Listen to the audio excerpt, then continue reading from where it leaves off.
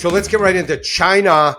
FXI monthly. I don't even know what's going on. They're dropping the yuan out of fucking helicopters everywhere you look. It's just pennies from heaven, as they say. And so over the last 2 weeks, we're seeing China large cap, all these different stocks, the YOLOs, the DGens, the Cha-Chas, all going crazy. JC, what's going on right here? It's a monthly 18-month high. What's happening? This is a hell of a candle right here. Yeah, I mean, listen, in bull markets, stocks go up. And what tends to happen is that the laggards in those bull markets tend to catch up to the leaders, right? That's that sector rotation that you see in all bull markets.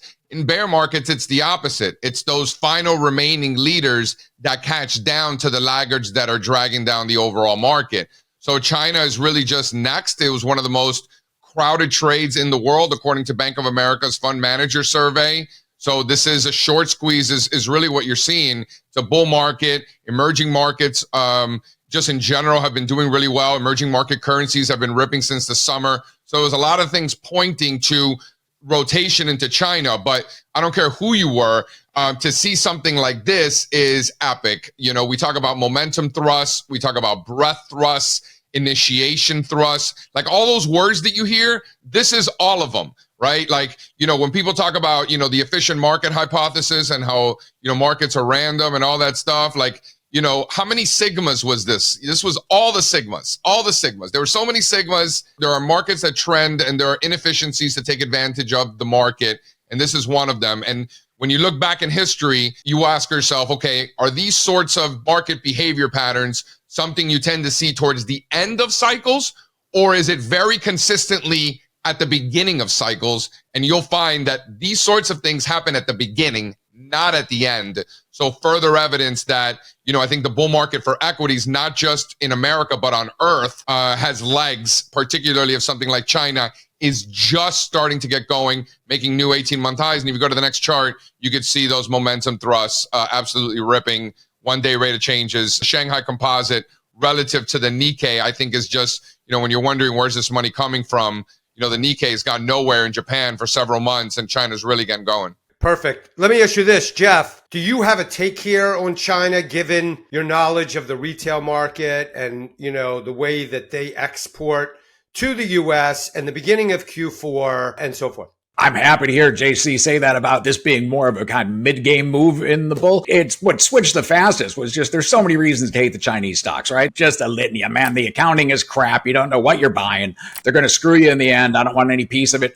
That immediately became, holy shit, I needed to own BABA, and I don't really care where it's trading because I need a proxy for this right this second. And there's a lot of things playing to that. Right now, you got to tie it into the longshoreman strike, right? You got the longshoremen on the East Coast. They're threatening to shut down everything in the Gulf. That's like 60%, give or take, of what the U.S. takes in. China is the exact opposite. China right now gives all the signals of just a region that would like to ship us a whole bunch of electronics in one big pile in one big, huge hurry. You got 80% capacity in the LA port. And you also have the fact that we just went through the pandemic, and holy crap, if you haven't figured out your distribution by now, if you're a retailer or merchant, you're kind of screwed anyway. So I'm looking specifically like at just contrasting kind of the Best Buys, which obviously takes in most of their stuff from China. They're not going to be impacted by this Christmas, versus say a Birkenstock, versus say these companies that are bringing in goods from primarily Europe. And that's really where you're going to see the rub. But I think that this is going to be kind of transitional. You know, I feel like they're going to pick up the slack, and that should minimize sort of what we have going on the East Coast kind of tensions right now. That doesn't mean it can't become a stock market MacGuffin.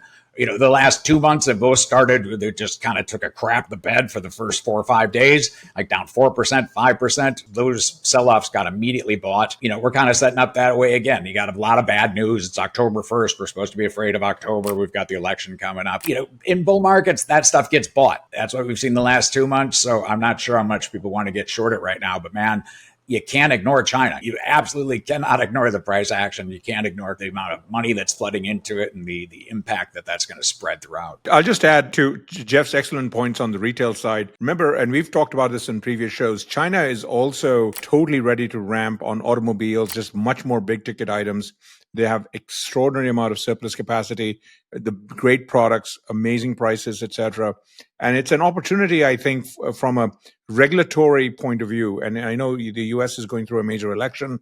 whatever comes out on the other side, there is amazing opportunity, especially in the US, where there's a focus on getting rates down with the Fed's beginning of the moves. If the goal of the developed countries is to have lower interest rates, better inflation, etc., it behooves us to have some form of globalization resuscitated. So we need to thread the needle with China. Mind the geopolitical issues that we are careful about, but there is so much opportunity in terms of so many inputs that we as the biggest economy need to make goods and services. We can still be above them. I pointed out on technology, NVIDIA's founder CEO was in DC this week. And this is the message he was trying to tell the policymakers that, hey guys, our bread is buttered on both sides. We need China and all their related companies as a market. We can manage without them, but it behooves us to thread the needle so that we can avail ourselves of their production capabilities, etc., and be the leading AI company in the world with AI products and services. We can do both things. They sound like opposite things. I had a post up on this. Two opposing ideas can be true at the same time, and we can thread the needle here. So I want to point out on a fundamental basis,